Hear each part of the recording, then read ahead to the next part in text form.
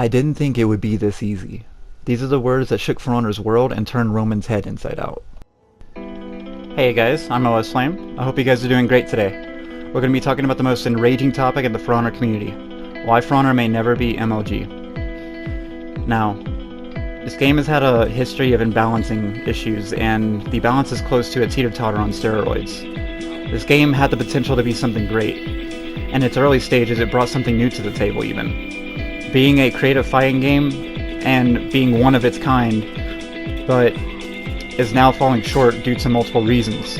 I'll explain later on in the video, of course. Now, I'm not talking about why a lot of people left For Honor, I'm talking about the sole reason why For Honor cannot be an established tournament fighting game anymore. This video has a lot to cover, but I'll need to establish first.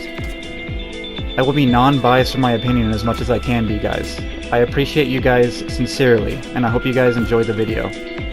So, without further ado, let's start with the Season 3 1v1 tournament, the one that shook the world of For Honor.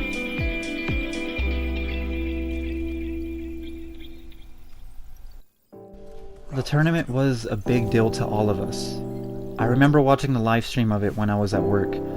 I'm not sure, but I think a part of me was just super excited to see that For Honor got its very own big tournament.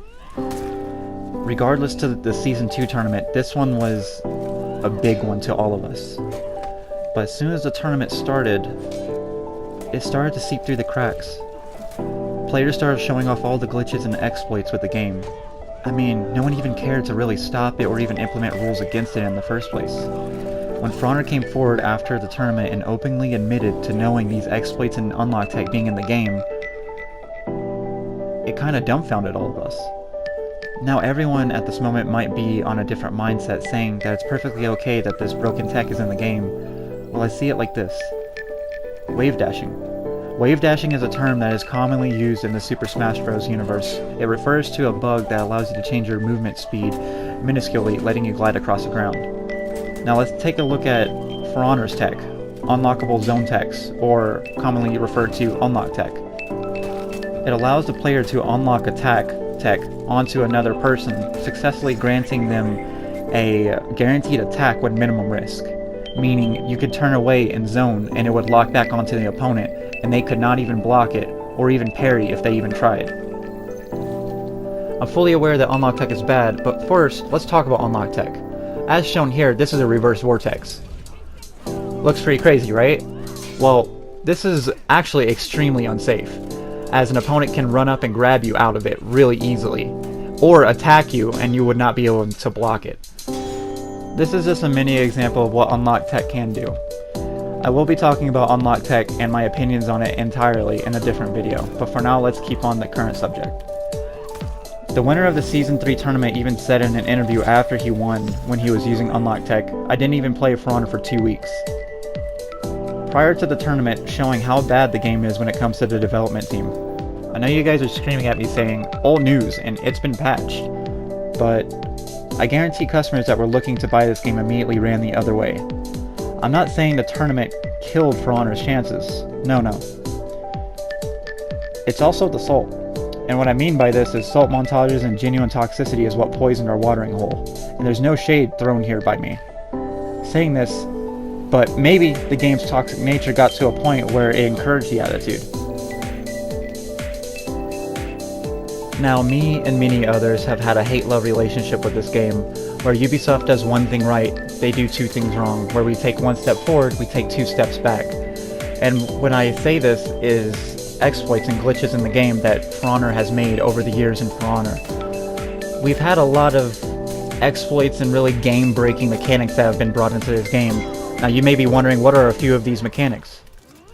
I'll tell you a few. What about the Warden one-shot glitch, where a Warden could run up and grab you and one-shot you and you would not be able to do anything?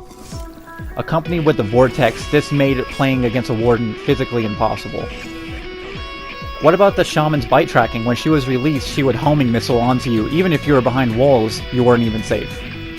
Or what about Warlord's tracking when it came to his shield rush?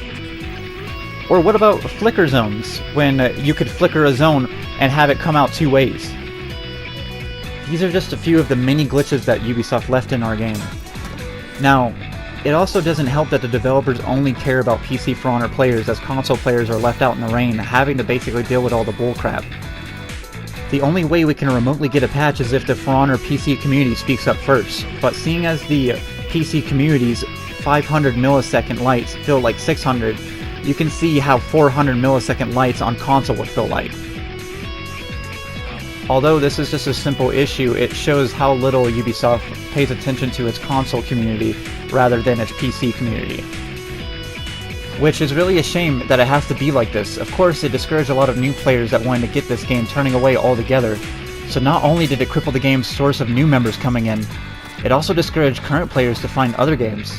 The players that are left are hardcore fans to the game and genuine supporters. I'm not saying there's no new people in this game, I'm just saying it's sort of limited now. There is hope, although, for the For Honor's future. With this creative, supportive community, anything's possible for a bounce back. But as of now, Ubisoft tournaments are off the table. Unless Roman wants to lose 10 grand again to a guy that didn't play for 2 weeks, I really don't see Ubisoft tournaments coming back.